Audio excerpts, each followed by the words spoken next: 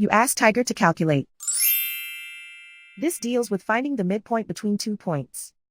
The midpoint between the 2 points is 104.5, 150. Let's solve it step by step. Plot the 2 points and calculate the midpoint using the formula. The coordinates of point 1 are x1 equals 181, y1 equals 0.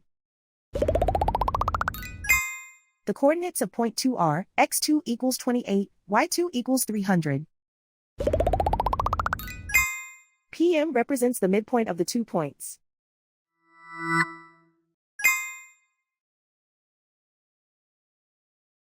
Use the x values in the midpoint formula to find the midpoints x. x1 equals 181. x2 equals 28.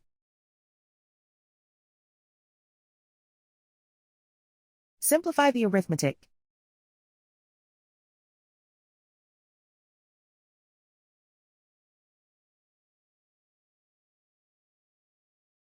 Use the y values in the midpoint formula to find the midpoints y. y1 equals 0.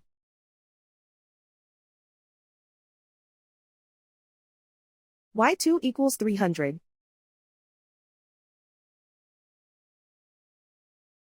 Simplify the arithmetic.